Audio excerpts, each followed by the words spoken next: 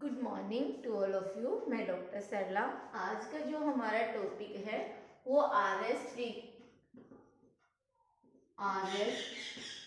Pre 2024-25 इसके लिए best of रणनीति क्या हो सकती है, किस तरह से हम आर एस की तैयारी करें कि हम एक महीने में क्लियर कर दें। पहला हमारा जो टॉपिक है वो राजस्थान इतिहास संस्कृति से रिलेटेड है। तो हमारी जो राजस्थान की जो कल्चर है, राजस्थान की हिस्ट्री है, ये वेरी इंपॉर्टेंट क्वेश्चन टॉपिक है। इसमें लगभग लगभग 25 से 30 क्वेश्चन आएंगे। तो इसमें जितना भी राजस्थान का कल्चर है, लोग देवी देवता है, हस्तकला है, उद्योग है, जनगणना है, ये सारे इसी में टॉपिक में आएंगे, है ना। तो आप और फिर इसी में 8 या 9 नंबर की समथिंग राजस्थान का के साथ ही इंडिया का भी पूछा जाएगा। इंडिया का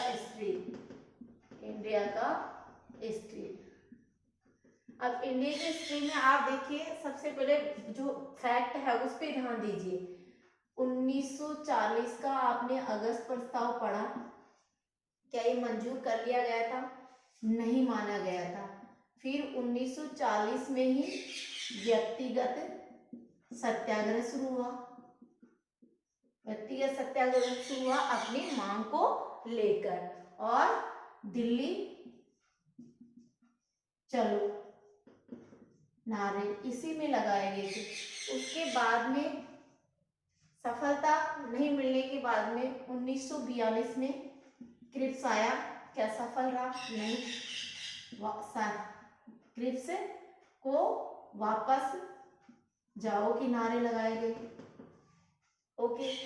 उसके बाद में 1942 का भारत छोड़ो आंदोलन और एक 1900 भारत छोड़ो आंदोलन, ये 3 चरणों में हुआ। हम बात कर ले प्रथम चरण, जो गांव में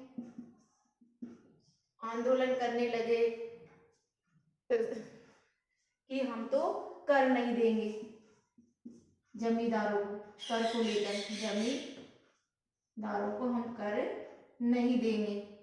शहरों में विरोध किया गया, प्रदर्शन किया गया, हड़ताल की गई, रेलवे लाइन को तोड़ दिया गया। तीसरा समानीकरण, जिसमें भारतीय राजनीतिज्ञों ने भी भाग लिया। और यहाँ तक कि हम बात करें, श्री गोपालाचारी था, उन्होंने भी इस्तीफा दे दिया था। ये यहाँ से वो जो फैक्ट है वो आते ही आते हैं, ठीक है। उसके बाद में आपने देखा होगा कि 1944 का एक फॉर्मूला था।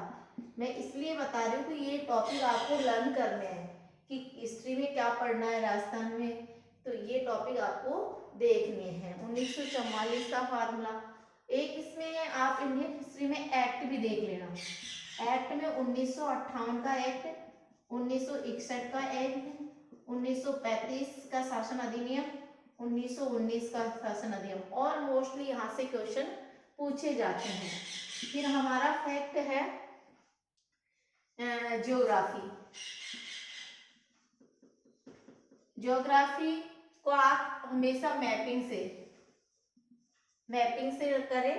राजस्थान का जियोग्राफी, वर्ल्ड जियोग्राफी और इंडियन जियोग्राफी बहुत इंपॉर्टेंट टॉपिक है। इसमें भी 30 के समथिंग क्वेश्चन आते हैं, जो सिलेक्शन पॉइंट से बहुत इंपॉर्टेंट है। फिर हम बात करते हैं इकोनॉमिक्स। इकोनॉमिक्स में आप सबसे बेस्ट है पंचवर्षीय योजना को ढंग से तैयार कर दीजिए। नई नई जो इंडस्ट्रीज है उसको तैयार कर लीजिए। बैंक कितने वर्तमान में गवर्नमेंट सरकारी बैंक है, उनसे रिलेटेड कोई लॉन्च हुआ है तो वो लर्न कर लीजिए इकोनॉमिक्स में, जहां तक आप करंट से जोड़कर। करंट से हो गया, और इकोनॉमिक सर्वे भी आप लर्न कर लीजिए। उसके बाद में आप ध्यान रखिए पॉलिटिकल साइंस। पॉलिटिकल साइंस में आप संविधान को, वेरी इंपॉर्टेंट है, कॉन्स्टिट्यूशन, इसका इंडियन कॉन्स्टिट्यूशन को पूरा पढ़ने के साथ साथ इससे कंपैरिजन को, स्टेट को जोड़ना है। उसके बाद में आपका हमारा होता है रीजनिंग, रीजनिंग प्लस मैथ।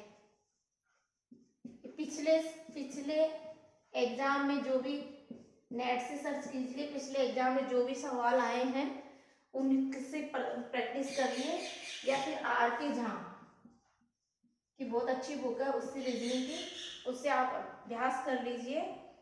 सबसे बेस्ट है कि पिछले जो लेटेस्ट एग्जाम में क्वेश्चन आ रहे हैं उससे कंपैरिजन करके आप लर्न कर सकते हैं। साइंस, साइंस में आप 6 से लेकर 12 तक, जिसमें आरएस के सिलेबस से संबंधित ही टॉपिक होने चाहिए, उनको पढ़ लीजिए, उनके ऑब्जेक्टिव क्वेश्चन निकालिए। वो 10 टॉपिक है, ज़्यादा नहीं है, तो उनसे आप टॉपिक निकाल सकते हैं। फिर लास्ट में आता है करंट। करंट में आई थिंक मेरे हिसाब से तो पीडी सफिशियंट है। अगर आप पीडी के 6 या 7th मंथ तैयार कर लेते हो, इस तरह से आप रणनीति बनाकर आरएस प्री कर सकते हैं। 1 महीने की सबसे बेस्ट योजना है